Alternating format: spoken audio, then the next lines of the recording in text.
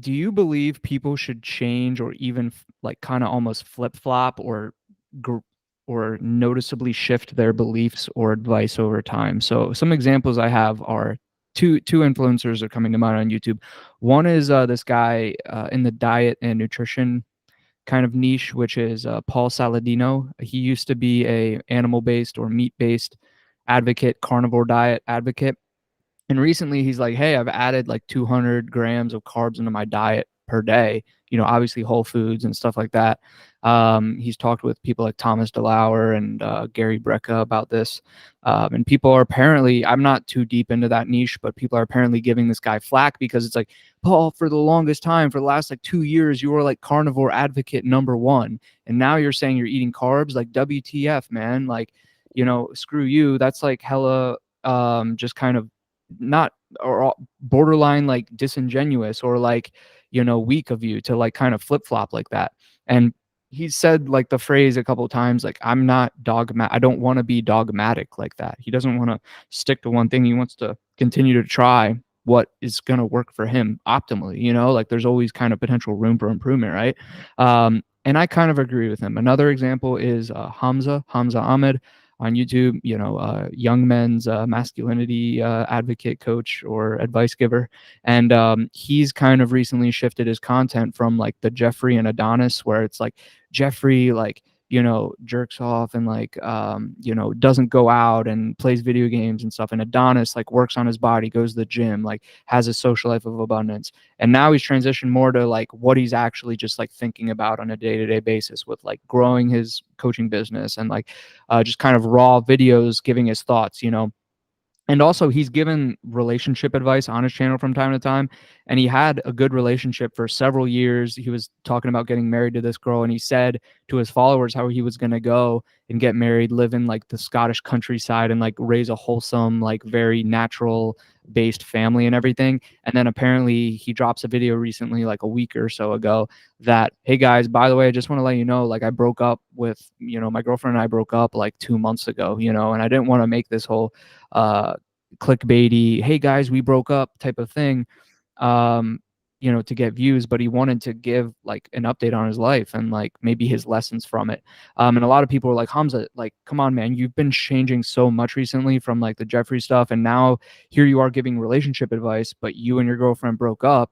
And it just seems like we almost like don't know, we can't trust you anymore. It seems like you're flip-flopping even on a ton of your beliefs. Like you want to go live in the city with the boys and like go out and be social, but in the past you were saying you wanted to like live in the countryside and like not be in the city and like around all that toxicity and stuff. And the thing is, like he said it as well. He said a similar phrase where it's like, guys, I'm a self-improvement channel. I'm going to continue to try to self-improve in my best interest and give you my lessons and advice along the way and like what I'm actually thinking. And the thing is, so there's two sides of the coin for this for me. One is like there is strength in sticking to a dogma for the entirety of your career. Like this is the truth, so I'm going to continue to tell you the truth and the real dogma and the real better principle here for the entirety of my channel, because this is correct. So if I deviate and say something different or even something completely opposite to what I've been saying maybe 2, 3, 4 years down the road, well, it's like, well, that dogma that I was preaching in the past probably just isn't straight up right at all, because now I'm completely switching or shifting. So I agree that like if you want to really preach a dogma heavily, like you theoretically have to stay with that dogma forever because you believe that is the best dogma. However, like I said, I kind of agree with these guys because it's like you want to continue to learn over the course of your life. And as humans, will naturally change and will naturally, our dopamine literally wires us to continue to seek novelty, to continue to grow. Because if we stay in one place for too long, it's a possible, risk. We are, I wouldn't say we're nomadic. I mean, maybe we are nomadic creatures, but it's like we kind of always have to continue to search for food or continue to expand or continue to conquer, continue to grow, right? And continue to search for new lands. So, you know, I just can't fault these guys for this, because I myself have felt this personally, where it's like I'll go through a season, I'm like, guys, this is it, this is my lifestyle, dopamine detox, waking up early, never drinking a sip of alcohol, but then here I am, like maybe like months down the road, halfway through the year, and it's like, dude, I can have like a couple drinks or whatever and enjoy this or whatever, right? So it's like it's just hard to be so dogmatic in something. And also, I don't necessarily know if it's that helpful and beneficial in the long run to be so dogmatic about something. Like you have to shift and adjust to the times. And this will kind of lead me to my second point that we can talk about maybe after we wrap this whole thought up. My second point is intuitive decision making in business, right? Just following your gut. And the gut isn't always going to want the same thing for all of eternity, right? Obviously, as we can pretty easily infer. So that'll be my second point here. But Christian, what do you think about this idea of sticking to one thing for extremely long amounts of time? Because Hamza was doing the Jeffrey and Adonis stuff for a long time, and giving certain relationship advice for a long time, and turns out now he's talking new relationship advice. Paul Saladino, completely against carbs for a while from what I've heard, and now he's introducing carbs. Do you think that these guys should be kind of like slapped on the wrist for like switching up on their followers, or do you think that's natural? And what do you think about, I guess, consistency with your beliefs over a long amount of time? Okay, that's a really good question. So I think there's a few things here that are interesting about it, right? If you're a content creator, largely what your job is to sort of package up information or content, really, just anything that you think could be useful content, package it up into a way that's interesting and digestible for your audience. And a lot of times, in order to do that, you have to make definitive statements, right? The bold headline that says, carbs are bad or carbs are good. Those are the ones that are usually, going to get the most clicks because they're very definitive. It's like a bold stance. I'm taking a bold stance, right? And I think it's interesting for content creators because they kind of put themselves in their own box, right? And then they build their audience around that, the message that they're espousing. And a lot of times the message that they talk about is one that is very subject to change, right? It can be modified quite a lot. Like, I'll give you an example. If you go find like any, Christian YouTuber, very likely you will never see that Christian YouTuber change their belief, right? It's not gonna, like, they're gonna be a Christian YouTuber until they die, most likely. And the reason for that is because there's not some like new information coming out about religions that like, oh, like actually like this new religion, this other one is better. Like, very likely they're going to stick down that one path, right? The information is in one book, and that book is not going to be, nobody's adding pages to that book, right? It's the Bible. So I think with content, it's interesting. So I'll take the Paul Saladino one. I think he absolutely should adjust his beliefs, but I think where a lot of these folks can go wrong is like, and frankly, like, I don't even know if there's a content, like if there's an audience you can build off of this message I'm about to say, but the message is like, I'm exploring what can do, I am exploring the ways that I can do X, Y, and Z. So ultimately, what it boils down to in Paul Saladino's case is, what is he optimizing for? If he is optimizing for speed, performance, strength, adding muscle quickly, maybe given the information he has, he's able to conclude that, okay, actually the meat-based diet is the way I can get all those things. That's because I'm optimizing for these set of outcomes. Meat-based diet is my inputs to get those outcomes, right? But the information in that field is constantly evolving and frankly still very foggy right now. So him changing his beliefs on this, I would say is pretty expected. Lots of the health and fitness, people that I've seen over the years have all switched, like they've all like switched and meandered their way through different like diet and fitness regimens to like kind of achieve what they're looking for. But the message that would have probably saved him some of this slaps on the wrist would have been like, hey guys, I'm just like searching for ways that I can come with these outcomes. Here's what I've been finding with my own health, and like, here's what I'm doing. Buy my program if you want to get these results. Look at this body, right? I think he was pretty good, in good shape, right? So I think the answer is like yes and no. Yes, if you are saying this is true and there's no debating it, and like X, Y, like, this is 100% true and nobody can beat me on it. It's going to be true forever. But you can you can take the other side of it and say, well, has he been dogmatic? Has he been taking bold stances, or has he been kind of like, hey guys, the only thing that I'm willing to commit to right now is that I'm looking for these outcomes, and this is what I'm doing now to try to get there, and it's been working. So it depends how he's messaging that, but it's really hard to do that. It's really hard to build a compelling headline, or frankly, just, you know, build a good audience if you're not taking any sort of bold or interesting stances. So, Yeah. and then yeah, so I guess, you know, to the Hamza thing, that's more of like sort of personal development and sort of finding your path. 100% he should, you know, he should be allowed to like change his mind. And frankly, like, you know, here's where I draw the line though. If you go from one extreme to another, I think that's very strange, because a lot of times if you're going from one extreme to another, you're probably just not being a very good steward of your audience, because what it means is that you're literally you're taking one path, you're blasting it to your audience, you're saying this is true, you're speaking very boldly, but then you go completely in the opposite direction, say, actually, no, this is the way it should be, this is how you should, you know, you should be living your life. And if they're completely diametric opposites, I think that's really bad. But it sounds like Hamza's just kind of like charting a course, and it's fairly tangential. Like he's not making any, you know, U-turns, or, you know, he's, you know, pretty expected in my opinion. So I would say he should not get a slap on the wrist, but I do, you know, it's expected that his audience would be a little bit upset at him. Yeah, and something that you said, they've also both said they're in widely different niches, probably don't know that each other exist, but they're in similar situations. They both said something along the lines of, this is what I'm doing, and I'm going to report to you my lessons. You know, I'm not saying that this is like 100% true for every single person, but this is what I'm doing, and I'm going to tell you, you can take it or leave it, you know? So it's kind of that mentality of like, guys, I'm just reporting to you like my lessons, you know, and like what I'm trying to optimize, what I have going on, and following my gut for what I believe is going to be best for me.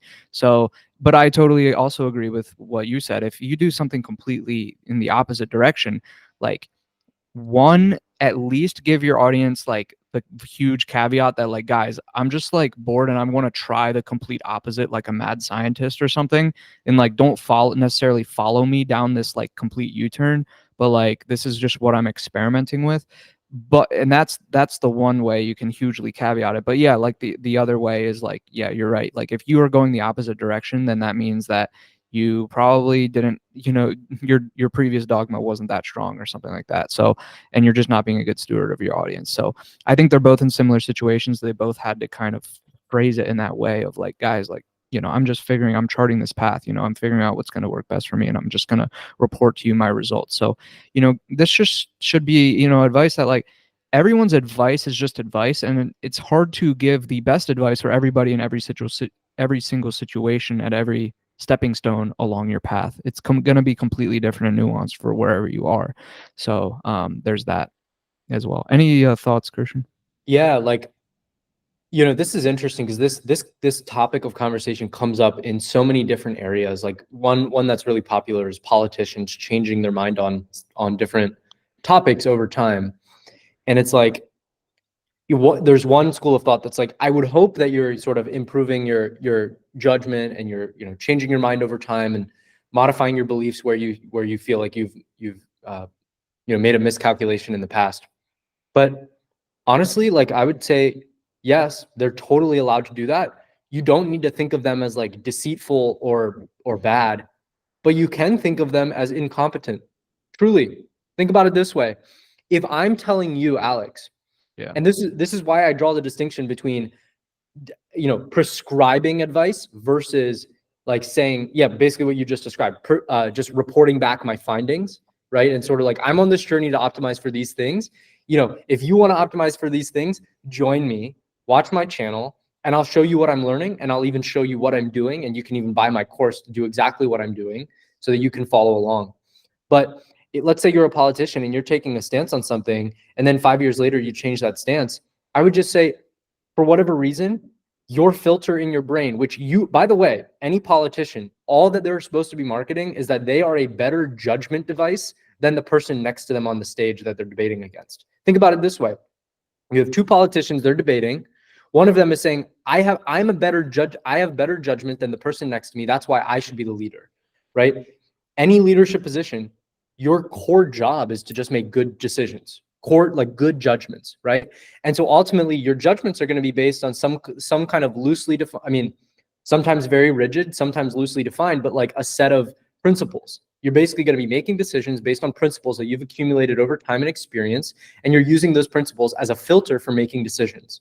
So if you're Paul Saladino and your judgment, your decision filter failed and you've changed, I would just say Paul Saladino may not actually be that good at consuming information and assembling a good decision filter because he had to change it. He literally had to change it, right? So, had he come to this conclusion that he is now at right now, at the beginning of his YouTube career, yeah, I would say, hey, give him an A+.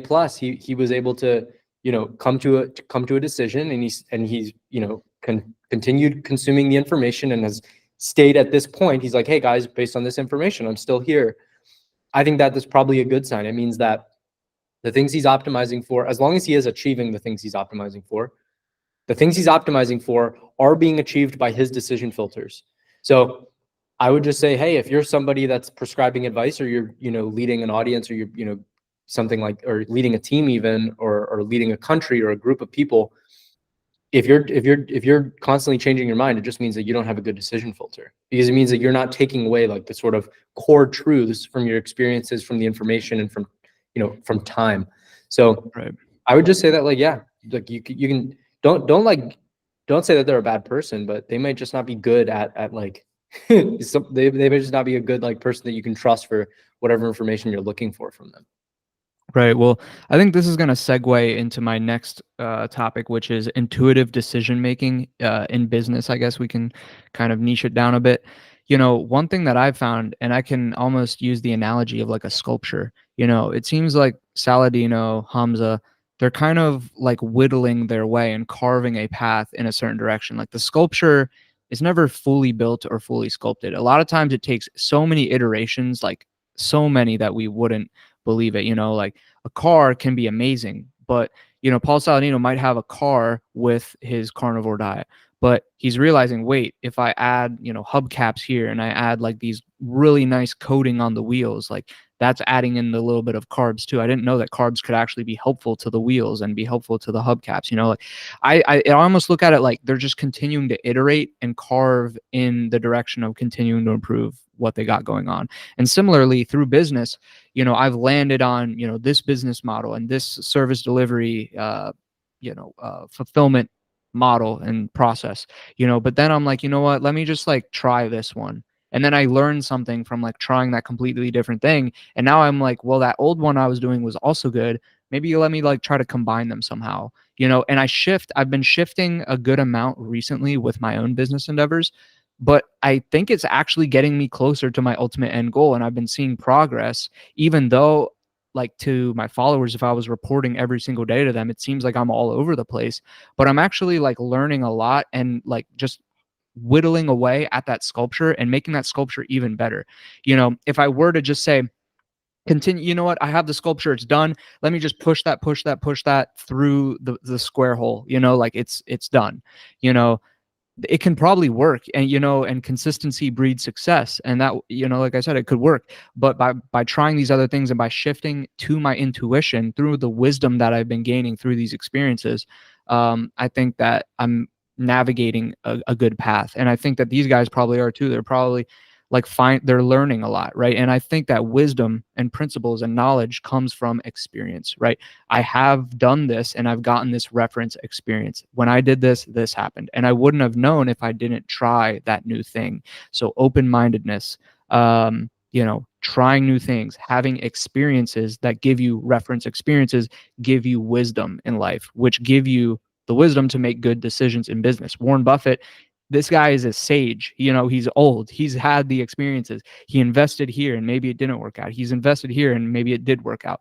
And he's the sage old guy with tons of experience because of his old age, that he's able to make great decisions, and he fills his brain with good inputs, books and whatever he does.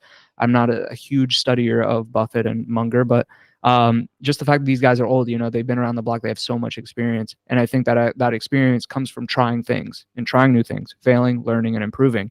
And from that, you almost get this intuitive decision making where it's like, this is like something I need to be good at. I don't know why, or something I need to try. I don't know why, but I'm going to try it. And then I try it and I get a really interesting reference experience that I can then bring back to my other thing on this, kind of seemingly side path that I've been going on. So I don't know. what do you think about that, Christian? Kind of intuitive decision making, trying new things in business, and using those like just like seemingly tangential, paths that you go on that some might deem as distracted, paths that are actually helpful. Do you think that's helpful or no? So definitely helpful. I want to add one thing you said there. So I think you said like wisdom or judgment comes from experience, right? Mm-hmm. So I would say one of the interesting things about Buffett is that when he was younger, he apprenticed under Ben Graham. Yeah. And Ben Graham is kind of like the father of value investing. Yeah. And so he learned from Ben Graham value investing. And what I think is really cool about Charlie Munger and Warren Buffett is that both of these guys, in addition to obviously gaining lots of experience in the world of investing, they were also extremely smart. Right? These guys were very, very smart, both of them. And I would say that they both had excellent decision filters. They're almost everything that they have like sort of outwardly spoken, like at their conference, like their investor conference, they've just been on the money, like year after year after year. And I think it's because they stuck to like the core truths that they held to be, like we believe these things to be true. Anything else is speculation, and I will tag it with the speculation tag if I'm giving you speculation. But for the most part, they kept it to the core learnings, and they just built up this like imagine like you had this perfect filter for accepting only true and correct information, and everything that you saw and read and learned, somehow you just had this filter around you, this magical like force field, and it only let the good stuff in. That's what like I would almost say that's probably that's a great mark of intelligence, is like someone who just consistently just builds up only the true pieces of information, adds it to their internal decision filters, and then they just live their life with that decision filter. And that's what Warren and Charlie did for literally, 40, Yeah. 50, 60 years. I don't know. I mean, Warren's been investing since he was like, I think 14 is when he made his first, I think he bought a farm when he was 14, which is kind of, they weren't making risky decisions or trying risky things per se. well, I mean, some people probably viewed them as risky back in the day, but they viewed them as sound, and they continued to use the same decision filter, adding little pieces, adding little extra filters to this growing stack of filters for making all of their decisions. And by the way, I'm adding information. So you said experience, but I'm also adding information, right? You just take in something that you read. Frankly, Warren Buffett learned from Ben Graham. That's information he learned. He didn't have to gain all the experiences of Ben Graham to take his decision filters and add them to his own. And so he did that for 60 years, and now he's worth many hundreds of billions of dollars. And so I would basically just sort of modify what you said and say information plus experience, right? You can learn the truths yourself, or you can be very good at picking out the truths from the body of knowledge that lies, on the internet and beyond. And just in other people and stuff. So yeah, totally agree there. I would add information as another thing. And frankly, Warren Buffett and Charlie Munger, those guys are prime examples of people who haven't switched up, right? They've been pretty steadfast in their core truths of how they invest money. Those guys, that's why they're so trusted. That's why the people that love them absolutely adore them, because they've never switched up. They never switched up. They were extremely careful about what they espoused as being bold, or like any of their bold stances. They were just very careful, right? They were very careful about them. So yeah, those guys are awesome, and yeah, they're extremely smart. They're extremely competent decision makers, and they have excellent judgment. So that's why I think they're awesome.